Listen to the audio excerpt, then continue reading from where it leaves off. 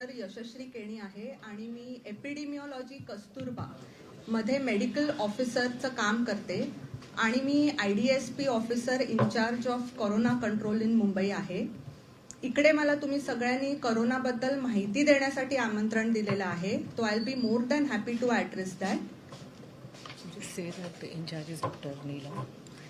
आमच्या DEHO ज्या आहेत त्या डॉक्टर नीलम कदम आहेत आणि EHO executive health officer of MCGM त्या केसकर मॅडम आहेत.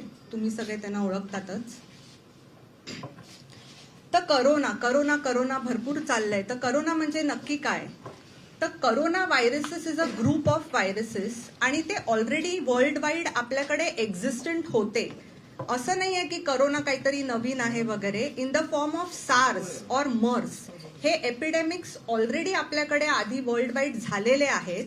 पण हा जो व्हायरस आहे तो नवीन का आहे? कारण वुहानमध्ये डिसेंबर महिन्यात एक 40-41 केसेस झाल्या न्यूमोनियाच्या ऑफ अननोन इटिओलॉजी. कोणाला कळलं नाही या कशामुळे होत आहेत, कुठल्या व्हायरसमुळे होत आहेत.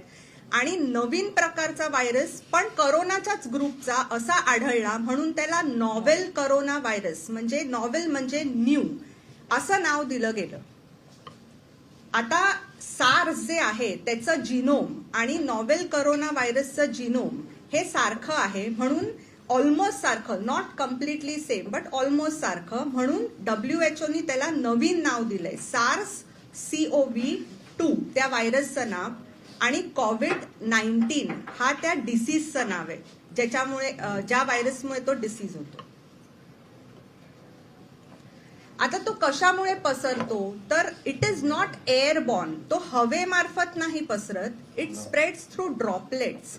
ड्रॉपलेट्स म्हणजे पब्लिक किंवा आपण पण डॉक्टर्स म्हणा कोणी जेव्हा स्नीज करतं, शिंकतं तर तेव्हा किंवा खोकला येतो आपल्याला तेव्हा आपल्या तोंडातून किंवा नाकातनं थेंब पडतात. त्याला ड्रॉपलेट्स म्हणतात.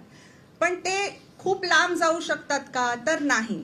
ते जवळपासच पडतात आणि 1 मीटर किंवा 3 फीटच्या अंतरावर ते पडतात.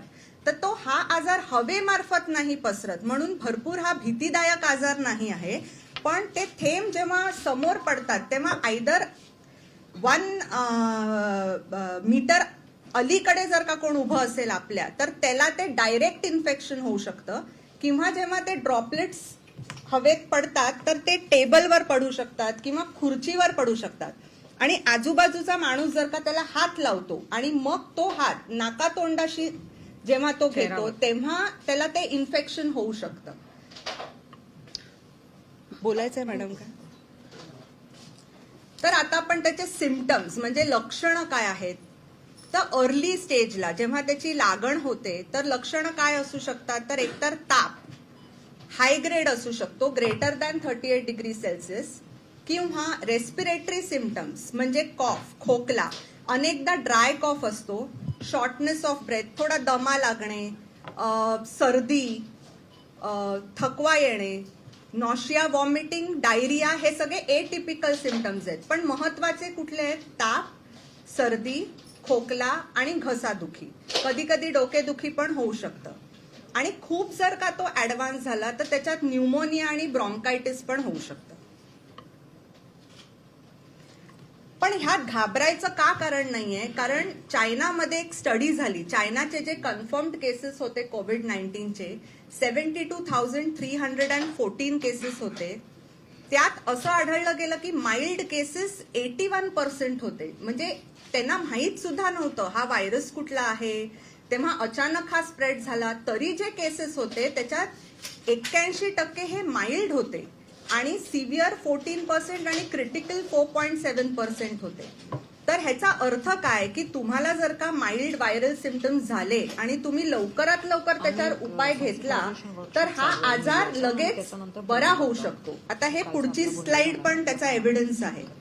आता तुम्ही बघितलं तर most of the mild cases चायनामध्ये हे रिकव्हर झालेले आणि खूप असे पण होते की सिव्हिअर होते आणि क्रिटिकल होते जे ऑटोमॅटिक रिकव्हर झालेले, म्हणजे ट्रीटमेंट घेऊन रिकव्हर झालेले. तर असं नाहीये की सगळेच सिव्हिअर किंवा क्रिटिकल केसेस हे डेथ होते त्याची, तर ते रिकव्हर पण होऊ शकतात आणि बरेचसे माइल्ड पण रिकव्हर झालेले. So there is nothing to fear or panic about the disease as such. तर आता आपण डायग्नोसिस कडे येऊया की ह्याचं निदान कसं होतं. तर डॉक्टर्स ओरोफॅरेंजियल म्हणजे घशाचा एक स्वॉब घेतात आणि आता सध्या मुंबईचं मी बोलते, मुंबईमध्ये आपल्या कस्तुरबा हॉस्पिटलची जी PCR लॅब आहे, that is the only lab which is authorised to take the sample of COVID-19 suspect cases. आणि आपण स्वॉब कोणाचा घेतो, जे कस्तुरबामध्ये ऍडमिट होतात आपण त्यांचाच स्वॉब घेतोय. आपण ओपीडी बेसिसवर सध्या काहीही टेस्टिंग करत नाही आहोत. आता रिझल्ट जे आहेत ते PCR लॅबोरेटरी एकदम एफिशियंटली काम करते. आपण त्यांना रिझल्ट म्हणजे PCR लॅबोरेटरी त्यांना रिझल्ट 5 तासात देते आणि 2 बॅच मध्ये हे टेस्टिंग होतंय. म्हणजे सकाळी 10 वाजता होतंय आणि दुपारी 2-3 वाजता होतंय. तर आधी जे पेशंट्स ऍडमिट झालेत रात्रभर आहेत त्यांचं 10 वाजता होऊन ते दुपारपर्यंत डिस्चार्ज होतात आणि जे सकाळची बॅच आहे ते 3 वाजता होऊन ते रात्री 9-9:30 पर्यंत डिस्चार्ज पण होतात त्यांचं निगेटिव्ह सॅम्पल आलं की. तर ती लॅब एकदम एफिशियंटली काम करते. आता ट्रीटमेंट, भरपूरशे व्हॉट्सअप मेसेजेस सर्क्युलेट होत आहेत की ही गोळी चालते ती गोळी चालते, पण असं नाही आहे ऍक्च्युली. COVID-19ला करंटली रिकमेंडेड अशीच कुठलीच ठोस ट्रीटमेंट नाही आहे. हे mostly the treatment is supportive. म्हणजे जर का तुम्हाला ताप आहे तर तापावरची ट्रीटमेंट, जर का तुम्हाला कॉफ आहे खोकला आहे तर खोकल्यावरची ट्रीटमेंट, जर का तुम्हाला सर्दी आहे तर तुम्हाला सर्दीची ट्रीटमेंट घ्यायला लागेल. सो आय सजेस्ट की जर का तुम्हाला काहीही व्हायरल झालं तर you should sick early treatment. पण एक डाऊट असा येतो की मला जर का सर्दी खोकला आहे, मला फ्लू आहे, तर मला कोरोना झालाय का? तर असं नाहीये. प्रत्येक फ्लूचे सिम्पटम्स हे कोरोना नसतात. त्याच्याबरोबर इंटरनॅशनल ट्रॅव्हल हिस्ट्री पाहिजे to the affected countries predominantly. पण आता आम्ही काय करतोय, एअरपोर्ट ऑथॉरिटी 4-5 दिवसापासनं ऑल इंटरनॅशनल ट्रॅव्हलर्सना स्क्रीन करते. म्हणून कुठल्याही देशातनं भले ते आले आणि त्यांना सिम्पटम्स असले तर ते डायरेक्टली कस्तुरबाकडे येऊन ऍडमिट होत आहेत. तर प्रत्येक फ्लू हा कोरोना नाही आहे, पण त्याच्याबरोबर एक ट्रॅव्हल हिस्ट्री पाहिजे किंवा COVID-19 कन्फर्म्ड केसची एक्सपोजर हिस्ट्री पाहिजे. तर जसं मी सांगितलं, मुंबई इंटरनॅशनल एअरपोर्टला जवळजवळ 1.5 लाखपेक्षा जास्ती ट्रॅव्हलर्सचं स्क्रीनिंग झालेलं आहे आजतागत. सगळे सिम्प्टोमॅटिक पेशंट्स ज्यांना ताप किंवा सर्दी किंवा खोकला आहे त्यांना डायरेक्टली कस्तुरबामध्ये आणलं जात आहे. आम्ही त्यांना ऍडमिट करतोय आणि त्यांचं स्वॉब घेतलं जात आहे. आणि ज्यांना सिम्पटम्स नाही आहेत आणि ज्यांना इंटरनॅशनल ट्रॅव्हल हिस्ट्री आहे त्यांना बीएमसीचा हेल्थ पोस्ट स्टाफ रोज 14 दिवस टेलिफोनिकली मॉनिटर करतोय. ते टेलिफोन करतात त्या ट्रॅव्हलरला आणि विचारतात की तुम्हाला सिम्पटम्स डेव्हलप झालेत का, आणि जर का झाले असतील तर त्यांना इमिजिएटली कस्तुरबाला आणलं जातं. आणि ऑल्सो त्यांना आम्ही होम आयसोलेशन सजेस्ट करतोय की शक्यतो तुम्ही घरी राहा, बाहेर मिक्सअप होऊ नका, क्राऊडेड प्लेसेसमध्ये जाऊ नका. आणि एअरपोर्टलाही त्यांना हा संदेश दिला जातोय. आता इन्फ्रास्ट्रक्चर एक्सपान्शन, तर कस्तुरबा हॉस्पिटलमध्ये ऑलरेडी 50 बेड्सची फॅसिलिटी आहे. Okay, you will cover. Okay, सध्या भरपूर ट्रेनिंग चालले आहेत सगळ्यांचे. तर आम्ही भरपूरशा पेरिफेरल हॉस्पिटल्सच्या डॉक्टर्सना, प्रायव्हेट हॉस्पिटल्सच्या डॉक्टर्सना, medical officers of health, dispensary MOs भरपूर आम्ही सध्या ट्रेनिंग सेशन चालू केलेले आहेत. 3 लोकांची बॅच मुंबईवरून दिल्लीला गेलेली नॅशनल लेवलचं ट्रेनिंग अटेंड करायला. आणि आम्ही सगळे ट्रेनर्स आहोत, मॅडम शास्त्री मॅडम, मायसेल्फ, आणि आम्ही भरपूरशे ट्रेनिंग आतापर्यंत कव्हर केलेले आहेत. 1916 हा कंट्रोल रूमचा नंबर आहे. काहीही सिटीजन्सना कोविड-19 बद्दल जर का क्वेरी असेल तर त्यांनी ह्या 1916 वर कॉन्टॅक्ट करावा आणि त्यांची उत्तरं त्यांना मिळतील. एक नॅशनल हेल्पलाईन नंबर आहे 011-2397-8046. तर त्यालाही कॉल केला तरी चालेल आणि जर का त्यांना उत्तर देता आलं नाही तर ते त्या राज्याच्या डिस्ट्रिक्ट IDSP ऑफिसरला ते कॉल्स डायव्हर्ट करतात. तर तो मुंबईसाठी आमच्याकडेच येतो आणि आम्हीच उत्तरं देतो. आता जनरल पब्लिकमध्ये आपण बघतो किंवा एअरपोर्ट्सवर बघतो की भरपूर जण मास्क घालून फिरतात. तर ते इसेन्शियल आहे का? तर only if you are symptomatic, जर का तुम्हाला सिम्पटम्स असतील तरच मास्क घालणं इसेन्शियल आहे. जर का तुम्ही नॉर्मल आहात तर तुम्हाला मास्क घालून फिरण्याची काहीही गरज नाही आहे.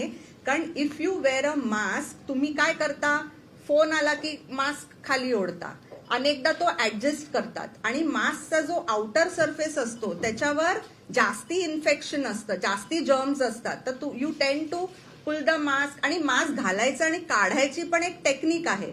आणि वर तुम्ही हात लावणार आणि वर तुम्ही परत डोळ्या नाकाला असं करणार. So the chances of getting infected are more. So जर का तुम्ही फक्त सिम्प्टोमॅटिक आहात तर तुम्ही मास्क घाला.